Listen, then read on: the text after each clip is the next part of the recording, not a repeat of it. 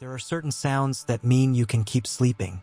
A door closing downstairs, rain against the window, the soft hum of the heater, someone moving through the house without stopping at your room. When you're young, those sounds feel safe. They mean the day has started without you, and for a few more minutes, you don't have to be part of it.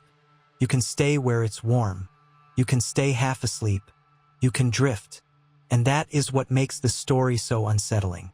Because sometimes the worst thing in the world is not what wakes you up. It's what lets you go back to sleep. When I was 16, my mom woke me up every morning for school. Not with yelling, not with alarms, just a soft knock on my bedroom door. Then her voice through the wood. Up in 10. Every single weekday, same knock, same voice, same timing. So normal that I stopped hearing it after a while.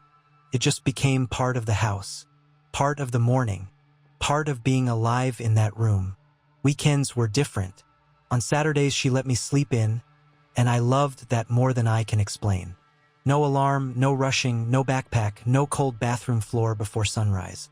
Just sleep. Deep, heavy, uninterrupted sleep. That's why what happened didn't feel wrong at first. Felt familiar, comforting even.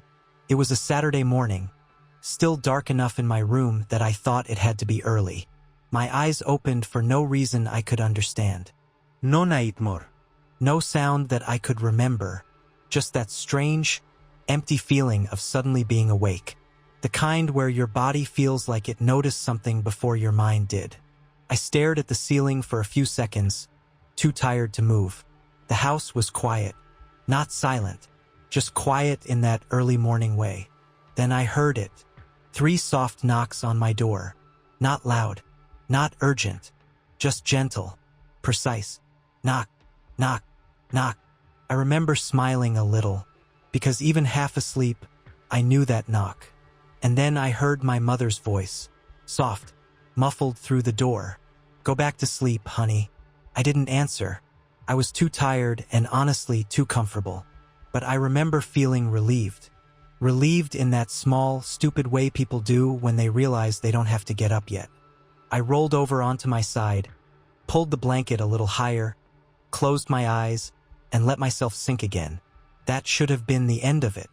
That should have just been a weird little half-dream you forget before lunch. But when I woke up again, sunlight was coming through the curtains. Bright, pale, late-morning sunlight. The kind that makes you instantly feel like you overslept. I grabbed my phone from the floor. 11:43 am. No texts from my mom. No missed calls. No "are you awake yet?" Nothing. That was strange. My mom never let me sleep that late. Not even on weekends. I sat up, still groggy, and that uneasy feeling came back immediately. The house was too still. No TV downstairs. No dishes. No footsteps. No vacuum. No low conversation. Nothing. I got out of bed and opened my door. The hallway was empty. My parents' room was empty. Bathroom empty. Kitchen empty. The whole house felt abandoned. Not messy. Not disturbed. Just left. I checked the driveway through the front window. My mom's car was gone. So was my stepdad's truck. For a second, I thought maybe they'd gone out and just let me sleep. But then I saw my phone light up in my hand. 1 missed call. Unknown number. Then another. I answered the third one. It was a police officer. And even now, years later, I still remember the feeling that moved through my body before he finished the first sentence. My mother had been in a car accident that morning. A bad one. He asked if there was another adult at home. I said no.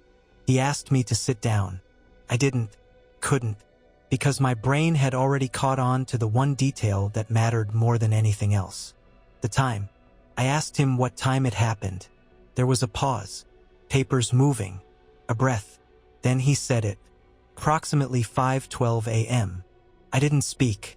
I just stood there in the kitchen, barefoot, cold all over, trying to do the math in my head. Because I knew exactly when I had heard the knock. I knew exactly when I had heard her voice. The first time I woke up, the room had still been dark.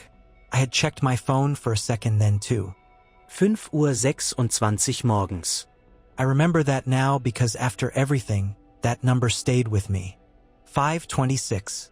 14 minutes after my mother died, someone knocked on my bedroom door and told me to go back to sleep. For a long time, I tried to explain it. Sleep confusion. A dream. Grief rewriting memory before the grief had even fully arrived. The brain does strange things. Everyone says that. And maybe they're right. Maybe that is all it was. But there's one part one never told anybody. Not the police. Not my friends. Not the therapist I saw the following year. Because that part is the reason I still lock my bedroom door at night.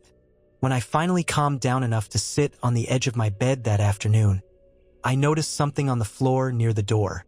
At first I thought it was just a shadow. But it wasn't. It was a faint dent in the carpet. Pressure mark. Small, curved, shallow. Like someone had been standing there for a while. Barefoot. Facing my bed. And right above it, on the outside of my bedroom door, were 3 thin scratch marks in the paint. Parallel. Fresh. Not deep. Just enough to catch the light. As if something had knocked, then rested its hand there for a moment before leaving. I moved out of that house 2 years later. My stepdad stayed longer. Said nothing else strange ever happened. No voices. No footsteps. No doors opening in the night. But there was one thing he mentioned once, months after I had already gone. He said that sometimes, very early in the morning, when the house was still dark, he would wake up thinking he heard my mom's voice in the hallway. Not speaking to him. Not calling his name. Just whispering gently, the way she used to wake me for school. Soft enough that he could never make out the words. I never told him what I heard. And he never asked. Maybe he already knew. Maybe some part of him did. I still think about that morning more than I want to. Not the phone call. Not the hospital. Not even the funeral. What stays with me is that moment before all of it.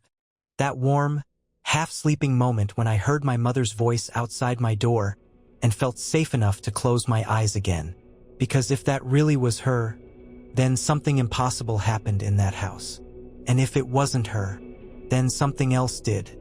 Either way, something stood outside my bedroom at 5:26 in the morning, knew exactly how to sound like my mother, and wanted only one thing from me: to make sure I kept sleeping.